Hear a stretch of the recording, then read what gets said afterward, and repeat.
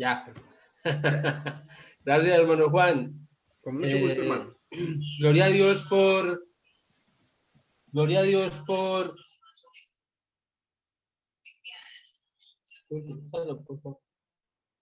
gloria a Dios, hermanos, por los estudios de la semana pasada. Qué bendición tan grande, qué alegría, hermanos, poder haber compartido con todos acerca de esta semana de la familia. Éxito total. Dios bendiga esa obra, hermano Juan Carlos, y Dios nos siga animando y podamos seguir aprendiendo de su palabra. Les pido el favor, hermano Juan, me permita, o hermano Humberto, compartir pantalla. Hermanos, a los que han venido estudiando con nosotros esta serie acerca de las bienaventuranzas, les pido, hermanos, en el amor del Señor, me disculpen, porque yo empecé con la importancia, la influencia que tiene la luz, la influencia que tiene la luz y la influencia que tiene la sal. Ahí fue donde comenzamos nosotros este tiempo de estudio, ahí fue donde comenzamos nosotros a estudiar acerca de estas bienaventuranzas. Sin embargo, hermanos, hoy me acerco nuevamente a este maravilloso estudio para que estudiemos las bienaventuranzas, el Sermón del Monte, pero desde el capítulo 5. Ya vamos por allá en el capítulo 7, muy llegando al final. Nos falta estudiar acerca de los falsos profetas. No todo el que me diga Señor, Señor entrará en el reino de los cielos. Y la conclusión que da el Señor Jesús. Pero esta primera parte del Sermón del Monte la vamos a empezar a estudiar hoy. Para poder entender, hermanos, esto acerca del Sermón del Monte, nosotros necesitamos entrar y entender, hermanos, entender esa cultura judía. Cuando se nos hablan de estas bienaventuranzas, hermanos, se nos está hablando acerca de una manera de hablar de los judíos, de el uso inclusive de algunas palabras, no solamente en hebreo, sino también en arameo. Y era una manera muy propia de los judíos, de los rabinos, de hablar. Esta serie de dichos, esta serie de frases que el Señor le da a explicar a los discípulos que subieron al monte y a la multitud que querían escuchar la palabra de Jesús. Hoy los invitamos a que subamos a la montaña. Hoy nuevamente tenemos la oportunidad nosotros de subir a la montaña, de prestar atención. ¿Qué es lo que el rabino Jesús, el rabino de Nazaret, nos va a decir? ¿Qué es lo que va a enseñar este nuevo rabino? Porque Jesús está comenzando su ministerio y las personas ya han escuchado de sus señales y prodigios, de sus milagros, y ellos quieren llegar a escuchar el sermón del Señor Jesús. Hermanos, este sermón debe estructurar también la vida de los cristianos. Es la estructura para el que quiere ser discípulo, para el que quiere estructurar su vida en el cristianismo, pues debe tener muy conocido y muy entendido este mensaje. Les invito, mis hermanos, a que vayamos entonces a la lectura de Mateo capítulo 5, versículo del 1 al 12, donde nos dice, viendo la multitud, subió al monte, y sentándose vinieron a él sus discípulos. Y abriendo su boca les enseñaba diciendo, bienaventurados los pobres en espíritu, porque de ellos es el reino de los cielos. Bienaventurados los que lloran, porque ellos recibirán consolación. Bienaventurados los mansos, porque ellos recibirán la tierra por heredad. Versículo 6. Bienaventurados los que tienen hambre y sed de justicia, porque ellos serán saciados. Bienaventurados los misericordiosos, porque ellos alcanzarán misericordia. Bienaventurados los limpios de corazón, porque ellos verán a Dios. Bienaventurados los pacificadores, porque ellos serán llamados hijos de Dios. Versículo 10. Bienaventurados los que padecen persecución por causa de la justicia, porque de ellos es el reino de los cielos. Bienaventurados sois cuando por mi causa os vituperen y os persigan y digan toda clase de mal contra vosotros, mintiendo.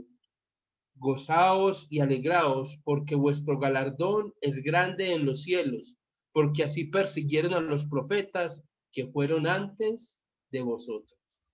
Hermanos, cuando los primeros receptores de este sermón, aquellos judíos que subieron al monte a escuchar a Jesús, estuvieron atentos a sus palabras, pues ellos no necesitaron explicación, porque este tipo de dichos eran muy comunes entre los rabinos y eran muy comunes entre los judíos.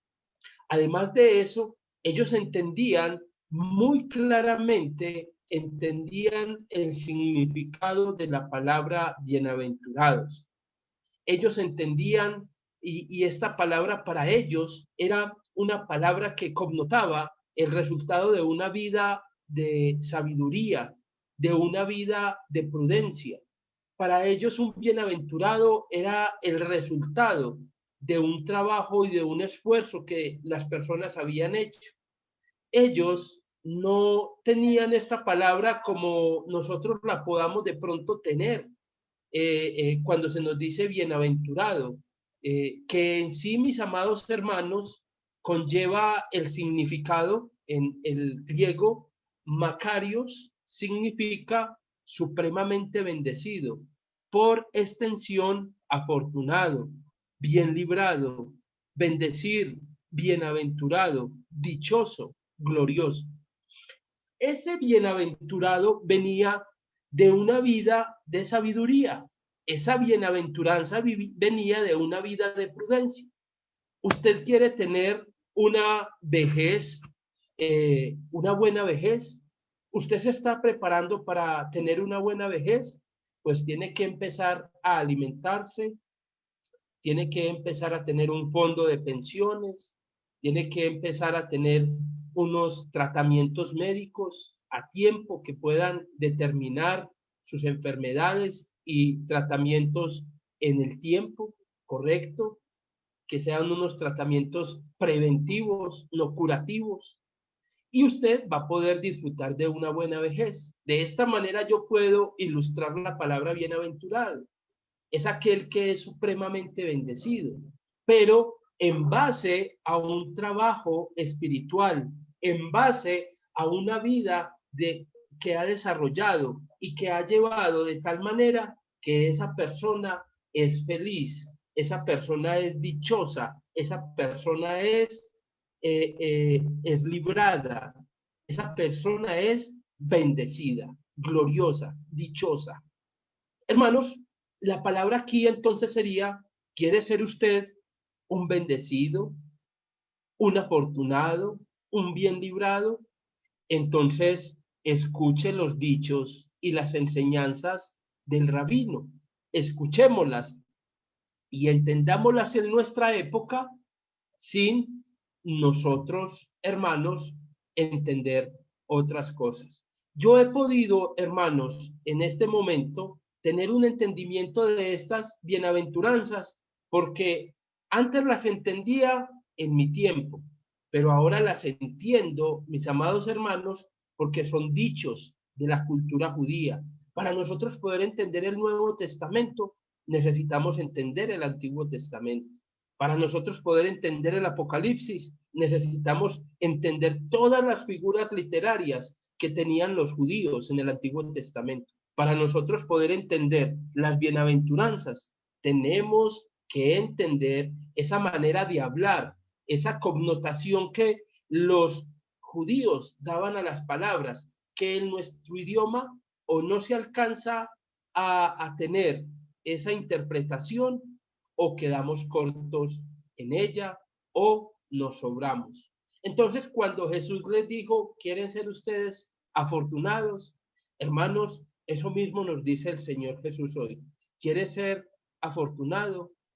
La multitud fue al monte a escuchar al rabino, vinieron a él sus discípulos, así como nosotros en esta hora nos disponemos a escuchar al rabino y abrir nuestro entendimiento para poder tener un fruto de bienaventuranza en nuestra vida, de fortuna espiritual. Hermanos, las bienaventuranzas son muy marcadas en el Antiguo Testamento.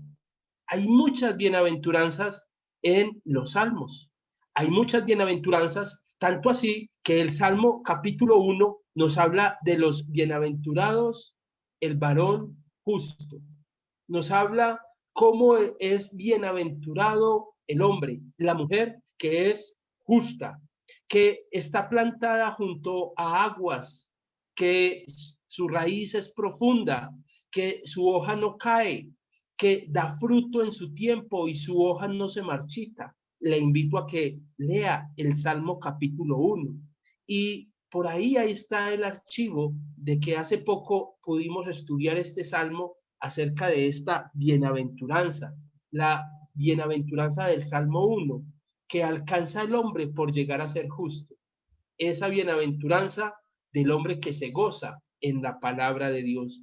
Y dice el Salmo 1, versículo 1 y 2, bienaventurado el varón que no anduvo en consejo de malos, ni estuvo dice el versículo 2, sino que en la ley de Jehová está su delicia, y en su ley medita de día y de noche. Bienaventurado el varón que no anduvo en consejo de malos. Y dice también que su delicia está en la ley de Jehová, en la palabra de Dios. Hermanos, usted es un bienaventurado, porque en este tiempo se nos ha podido crecer, se nos ha dado alimento espiritual, hemos sido generosamente alimentados por la palabra de Dios. Este tiempo de pandemia, que pensamos que era el tiempo más difícil, se nos ha convertido en un tiempo de mucha bendición, porque hemos prestado atención a la palabra de Dios, hemos meditado en ella y hemos buscado de ella. Hermanos, bienaventurado aquel que escudriña la palabra de Dios, que medita de día y de noche en ella, para poder tener una vida de bendición, una vida espiritual, una vida que enriquezca no solamente su propia existencia, sino también la vida de los que lo rodean. Hermanos, entendiendo esto, de que para los judíos era muy común escuchar acerca de quién era bienaventurado, nosotros también nos tenemos que familiarizar con esta palabra. Yo puedo ser bienaventurado siempre y cuando haga lo que esa bienaventuranza me describe que tengo que hacer. Muchos queremos la bendición o queremos una bendición, pero no nos esforzamos, no trabajamos por labrar, por hacer esa bendición en nuestra vida, escuchando el consejo. Para yo poder tener algo, tengo que ser disciplinado. Para yo poder obtenerlo, tengo que ser fuerte y poder conseguirlo. Pero a través del trabajo y de la disciplina. No son bienaventuranzas que vienen por la suerte, no son bienaventuranzas que vienen por un golpe de suerte en la vida, no. Este tipo de bienaventurado es aquel que constantemente está buscando una vida espiritual y una salvación.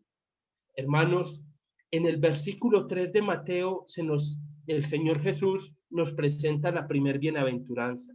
Nos dice, bienaventurados los pobres en espíritu, porque de ellos es el reino de los cielos. Y cuando a nosotros se nos dice, bienaventurados los pobres en espíritu, me perdonan la expresión, me perdonan la palabra, pero cuando yo era niño, era joven, en mi cultura se le decía a las personas con discapacidad o síndrome de Down, que eran personas bienaventuradas. No, esos son muy bendecidos, ya tienen la salvación, la vida eterna. No ve que son personas con un síndrome y son discapacitados. Entonces ellos por derecho propio tienen la salvación y tienen el cielo ganado. Así fue que yo crecí en mi cultura y crecí pensando que entre más la persona fuera noble, entre más la persona fuera menos astuta, entre más la persona fuera enferma, pues más bienaventurada era. Pero no era lo que en la idiosincrasia judía, en la sociedad judía, se entendía por pobre en espíritu. Hermanos, pobre en espíritu es aquel que tiene plena confianza en Dios, tiene una confianza enorme en Dios, depende de Dios. Eso es lo que significa esto. ¿Qué significa la palabra los pobres en espíritu? Habían 4 palabras para describir a los pobres en el idioma antiguo. Sin embargo, en tiempos de Jesús, las 2 palabras más fuertes, la primera era patojos, que describe al hombre totalmente indigente, que no tiene absolutamente nada.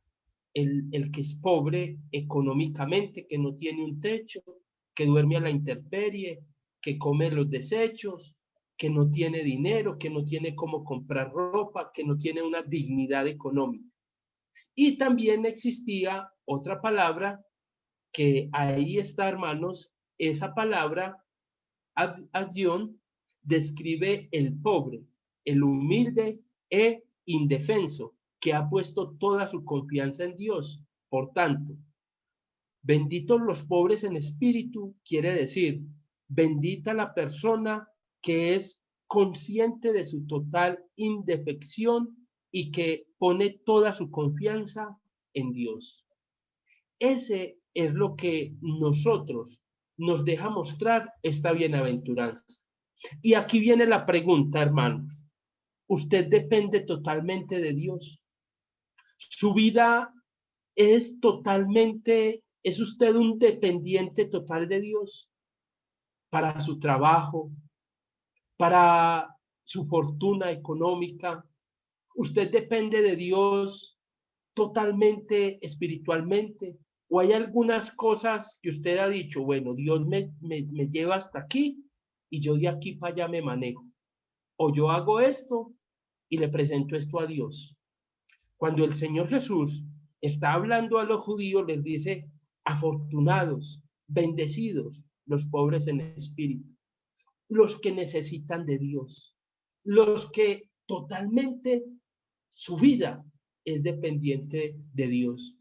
Hay personas muy afortunadas económicamente, sin embargo, son dependientes de Dios.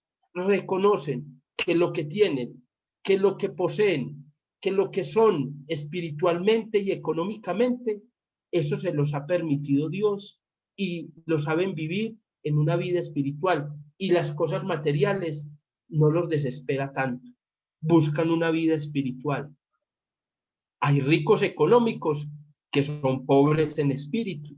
¿Por qué? Económicamente tienen dinero y eso está bien. No hay nada malo en ser rico. Lo que es malo es cuando yo me convierto en avaro o en codicioso. Sin embargo, hermanos, cuando el Señor Jesús les está diciendo a los discípulos y a la multitud en su tiempo y a nosotros, bienaventurados los pobres en espíritu, nos está diciendo, bendita la persona que es consciente de su total indefensión, o sea, que es indefenso y que pone toda su confianza en Dios. ¿Pone usted toda su confianza en Dios? ¿Es usted un indefenso? Acordémonos de algunos ejemplos que nos da el Nuevo Testamento para que podamos entender esto. Miremos a algunos pobres en espíritu que nos muestra el Evangelio, los Evangelios. En primer lugar, acordémonos del fariseo y el publicano. ¿Cuál era el pobre en espíritu? Pues el fariseo oraba a Dios y decía que él hacía todo perfectamente. Sin embargo, el publicano decía para sí mismo, no soy digno. Vamos a leer el texto, hermanos, completa confianza en Dios y algunos ejemplos de pobres en espíritu. Lucas 18, del versículo 8 al 14. Sin embargo, vamos a leer del versículo 11 al 14. El fariseo puesto en pie oraba consigo mismo de esta manera: Dios, te doy gracias porque no soy como los otros hombres, ladrones, injustos, adúlteros, ni aun como este publicano. Ah, es que yo soy cristiano, pero yo no soy tan mal cristiano como este que está a mi lado. No ve que todavía fuma, no ve que roba, no ve que pone a pelear con los vecinos. Sin embargo, Jesús nos recuerda ya en el versículo 13, mas el publicano, estando lejos, no quería ni aún alzar los ojos al cielo. El publicano no se estaba comparando con el fariseo. El publicano reconocía que la autoridad estaba en Dios. El publicano no estaba mirando a los errores del otro, no. El publicano decía, Señor, no soy digno de mirarte, sino que se golpeaba el pecho diciendo, Dios, sé propicio a mi pecador. Este es un pobre en espíritu, porque reconoce la necesidad que tiene de que Dios le pueda perdonar sus pecados. Sé propicio, la propiciación por nuestros pecados. El Señor Jesús es la propiciación por nuestros pecados.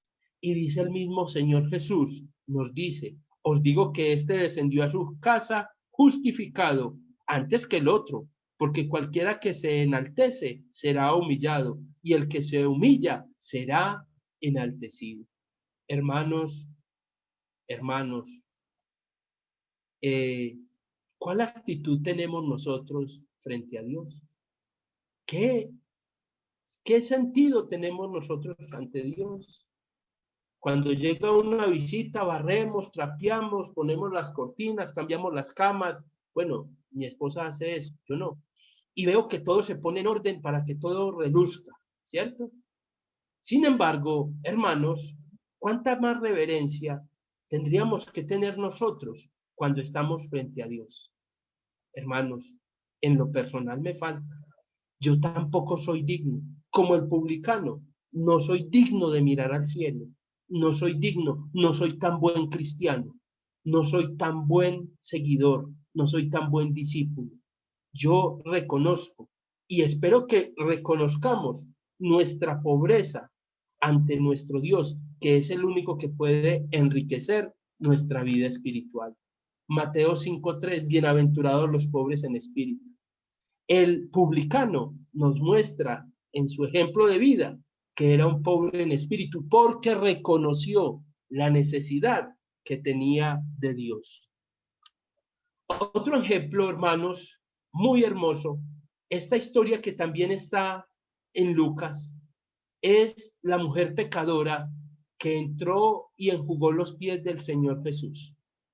Este otro maravilloso ejemplo lo encontramos en Lucas capítulo 7, versículo 37 al 38. Entonces una mujer de la ciudad que era pecadora, al saber que Jesús estaba a la mesa en la casa del fariseo, trajo un frasco de alabastro con perfume y estando detrás de él a sus pies, llorando, comenzó a regar con lágrimas sus pies y los enjugaba con sus cabellos y besaba sus pies y los ungía con el perfume. Esta mujer tuvo el gesto de arrodillarse, tuvo el gesto de tirarse al suelo. Esta mujer reconoció su pobreza ante el Señor y deseaba su perdón y deseaba tener un acto de amor y de reverencia con el Señor Jesús, que ella se postró y no solamente lavaba sus pies con sus cabellos, sino, mis amados hermanos, dice el texto que les echó perfume y fuera de que los enjugó con perfume y con sus lágrimas, los besaba, pero con esa reverencia, con ese respeto por el Señor Jesús. y lloraba. ¿Cuántas veces nosotros hemos llorado? ¿Cuántas veces nosotros hemos reconocido la necesidad que tenemos del Señor? ¿Cuántas veces nos arrodillamos a orar? ¿Cuántas veces nos postramos para orar al Señor? Sin embargo, esta mujer no le interesó que los fariseos se interpusieran en su camino y se adentró para esa casa. Un fariseo no dejaba que una pecadora entrara a su casa, sin embargo, ella se adentró e hizo este acto de reverencia con el Señor Jesús. ¿Cuántas veces yo he llorado? ¿Cuántas veces he enjugado mis ojos cantando un himno al Señor? Esta mujer nos da un ejemplo de lo que es un pobre en espíritu. Ella es una pobre en espíritu porque ella reconoció ese acto de amor, eso que representaba el Señor Jesús y que solo Él podía llenar su vida. Hermanos, tenemos otro ejemplo con el hijo pródigo. El muchacho estaba alimentando cerdos y dice que no tenía, dice el texto, amados hermanos, que ni siquiera de la comida de los cerdos podía comer. Y se sintió tan frustrado, se sintió tan deprimido, se sintió tan solo. Volveré a la casa de mi padre a pedirle a mi papá, a pedirle que me perdone y me deje ser un jornalero, ni siquiera un esclavo, porque los esclavos eran de confianza, los esclavos vivían ahí, el jornalero iba y trabajaba y tenía que volverse a su casa. Sin embargo, hermanos, cuando él reconoció esa completa confianza, nos muestra Lucas capítulo 15, 7 al 19, y volviendo en sí dijo, ¿cuántos jornaleros en la casa de mi padre tienen abundancia de pan y yo aquí perezco de hambre? Me levantaré, iré a mi padre y le diré, Padre, he pecado contra el cielo y contra ti. Ya no soy digno de ser llamado tu hijo. Hazme como a uno de tus jornaleros. Este, que fue rico para el mundo, tuvo un momento en el cual empobreció su espíritu y reconoció que no tenía dignidad. ¿Cuántas veces llegamos nosotros y consideramos que Dios nos sale a deber? Hermanos, Dios no nos sale a deber a nosotros. Nosotros somos los que le debemos a Él las gracias por las infinitas bendiciones que nos ha dado. Somos nosotros los que tenemos que tener reverencia por Dios, no Él por nosotros. Somos nosotros los que tenemos que tener y decirle a Dios, como el publicano, como la mujer pecadora y como el hijo pródigo, no soy digno, no soy digno, porque soy un pobre en espíritu. Estas tres personas nos muestran con un ejemplo en la Biblia qué significa ser pobre en espíritu.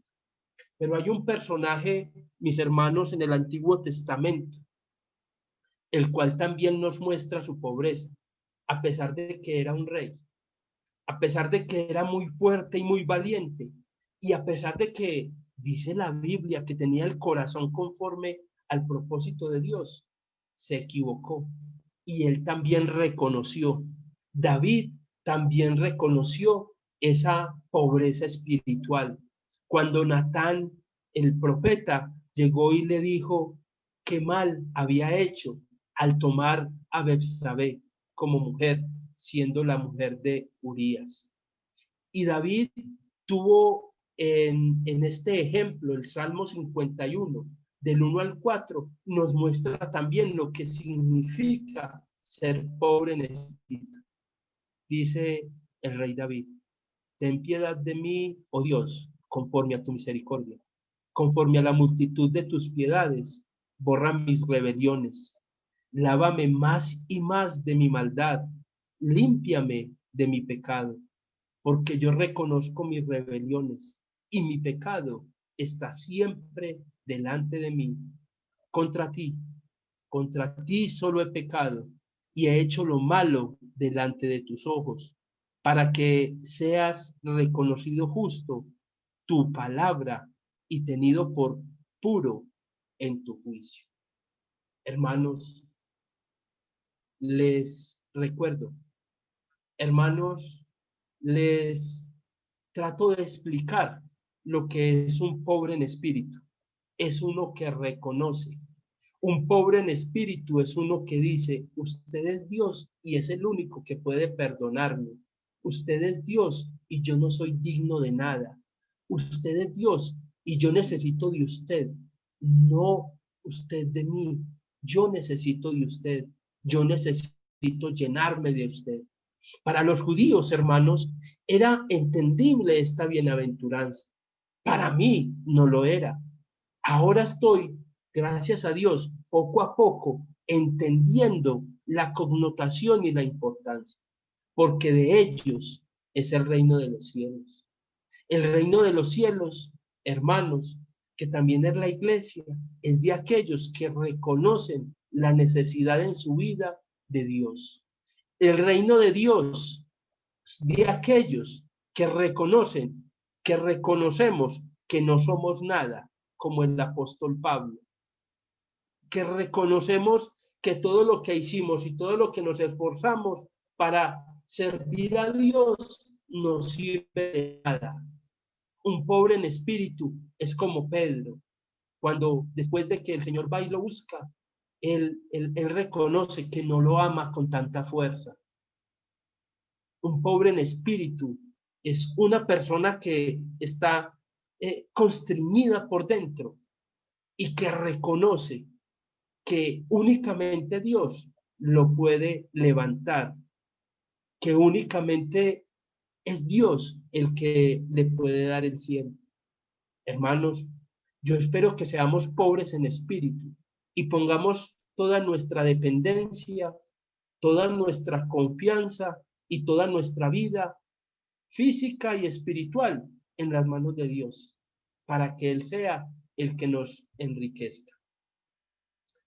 Espero tan siquiera podamos en estos otros minuticos que nos falta para terminar, estudiar la segunda bienaventuranza. Bienaventurados los pobres en espíritu, porque de ellos es el reino de Dios. Me falta acá esta conclusión, porque estos son los únicos que lo buscan. Santiago 4:6. Dice Santiago 4:6, pero Él da mayor gracia, por esto dice, Dios resiste a los soberbios y da gracia a los humildes. ¿Es usted un pobre en espíritu? ¿Cuándo es usted un pobre en espíritu? Cuando usted es humilde y reconoce a Dios como su Salvador y quien depende y de quien dependemos y depende nuestra vida. Ahí somos nosotros unos pobres en espíritu. Pasamos al versículo 4. Cuando llegamos al versículo 4, la segunda bienaventuranza, dichosos, afortunados, felices, bendecidos los que lloran. Me acuerdo, hermanos, que en los funerales y en los accidentes y en las calamidades, las personas dicen, Dios los va a consolar, vean cómo están llorando, Dios los está consolando. No, a eso no se refiere el Señor Jesús cuando dice, bienaventurados los que lloran. La palabra que se traduce acá por llanto es el llanto de arrepentimiento, el llanto de dolor. Es un llanto de pena, no es un llanto de luto, no es un llanto de dolor físico por una cirugía, no es por una fractura, por una infección, no es el llanto por la pérdida económica o por un divorcio, no es ese tipo de llanto el que el Señor señala acá. En el idioma antiguo habían también varias palabras para describir esto. Sin embargo, la palabra que el Señor utiliza acá es el llanto de arrepentimiento. Bienaventurados, dichosos, afortunados los que lloran y se arrepienten. A eso es que dice el Señor Jesús. Era tan común también para los judíos que los salmos están cargados de esto. Miremos el Salmo 34, versículo 18. Cercano está Jehová a los quebrantados de corazón. Mire, a los quebrantados de corazón y salva a los contrictos de espíritu. ¿A quién está cercano Dios? a los que están quebrantados de corazón, porque su vida ha ido en contra de la voluntad de Dios, porque su vida no ha sido esa vida que esperaba ser y llora de tristeza, de dolor por hacer lo incorrecto delante de Dios. Es un llanto de arrepentimiento, no es un llanto de funeral, ni de dolor, ni de eso. Cercano está Jehová a los quebrantados de corazón y salva a los contritos de espíritu, porque ellos recibirán consolación. Salmo capítulo 51, ya lo estábamos leyendo ahorita en la oración de arrepentimiento de David. Este es el versículo que va concluyendo el Salmo. Los sacrificios de Dios son el espíritu quebrantado, el corazón contrito y humillado, no desprecias tú, oh Dios. Los sacrificios que Dios quiere no son sacrificios económicos ni sacrificios físicos. El sacrificio que realmente agrada a Dios es ese sacrificio de un espíritu arrepentido, de un corazón que se humilla ante Dios. Dice, al que se humilla, no desprecias tú, oh Dios. También miramos el texto de Isaías capítulo 66, que nos dice, hermanos, abramos nuestra Biblia en Isaías capítulo 66, versículo 2. Mi mano hizo todas estas cosas, y así todas estas cosas fueron, dice Jehová. Pero miraré a aquel que es pobre y humilde de espíritu, y que tiembla a mi palabra. ¿A quién mira Dios? Al que es pobre y humilde de espíritu y tiembla a mi palabra. Para los judíos era este dicho del Señor Jesús, bienaventurados los que lloran. Ellos sabían que se refería a los que tenían llanto de arrepentimiento. Los judíos entendían esto. Nosotros que hemos querido darle o entendemos las cosas de una manera contemporánea, nos encontramos que al estudiar la palabra de Dios no es así. Usted es un bienaventurado, un dichoso cuando llora, porque se arrepiente, porque Dios tendrá misericordia de él. Hermanos, para concluir el estudio de esta hora, de esta noche, en esta segunda bienaventuranza, encontramos Hechos 2, 38, 37. Al oír esto se compungieron de corazón. ¿Quiénes? Los judíos que habían venido al Pentecostés y que estaban escuchando acerca del rabino Jesús, que había muerto, que había sido sepultado y había resucitado. ¿Y dónde está? Dicen que se ha ido al cielo. Sin embargo, ese día de Pentecostés, el Espíritu Santo en el establecimiento de la iglesia, ese día de Pentecostés que es un día muy importante también para nosotros los cristianos, porque es el día en que se constituye la iglesia, el reino de Dios sobre la tierra. Pedro habla a la nación judía y les dice por qué eran culpables de la muerte de Jesús. Y ellos al oír esto se compungieron de corazón y dijeron a Pedro y a los otros apóstoles, varones hermanos, ¿qué haremos? Porque ellos recibirán consolación. Pedro les dijo, arrepentíos y bautícese cada uno de vosotros en el nombre de Jesucristo para perdón de los pecados y recibiréis el don del Espíritu Santo. Hermanos, las personas en Hechos capítulo 2 tuvieron un llanto, estuvieron compungidos, entristecidos de corazón, porque entendieron que eran culpables de la muerte de Jesús. Y yo también tengo que entender que soy culpable de la muerte de mi Señor Jesús, porque por mí también murió Él. Y que si yo hubiera sido contemporáneo del Señor Jesús y de los apóstoles, muy posiblemente yo hubiera sido parte de esos que lo entregó para crucificarlo. Yo no soy perfecto y yo me tengo que arrepentir y yo me tengo que compungir cuando peco y tengo que arrepentirme y tengo que transformar mi vida. y obedecer al Evangelio. Hermanos, en Hechos, capítulo 2, 40 al 42, para concluir, se nos dice: y con muchas palabras testificaban y les exhortaba diciendo: sed salvos de esta perversa generación.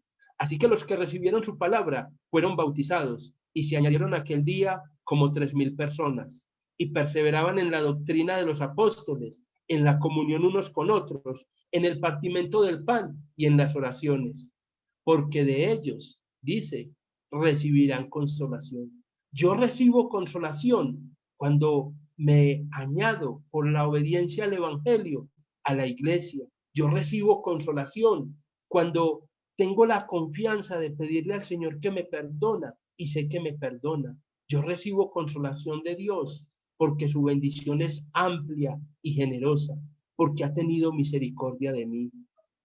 Con esto, mis amados hermanos, podemos nosotros entender lo que significa los afortunados que lloran por su pecado y se arrepienten. Espero que nosotros, hermanos, con la ayuda y la bendición de Dios, seamos pobres en espíritu y lloremos y nos humillemos ante el Señor para que Él nos perdone, como lo hizo el publicano, como lo hizo la mujer pecadora, como lo hizo el joven, el hijo pródigo, como lo hizo el rey David. Que nosotros también tengamos ese acto de constricción y de humillación ante el Señor para que podamos ser afortunados y podamos ser dichosos. Mis hermanos, Dios los bendiga. Agradezco su atención y que la honra y la gloria sean para nuestro Dios. Bendiciones. Muchas gracias, hermano Héctor Fabio. Gracias por ese ánimo que le pone a estos mensajes, esta edificación de parte de nuestro Señor. Gracias, hermano, por darnos estas palabras, para enseñarnos, para instruirnos, para edificarnos en la palabra del Señor. Un saludo muy especial a cada uno de mis hermanos y hermanas que se han conectado con nosotros en esta sala de reunión.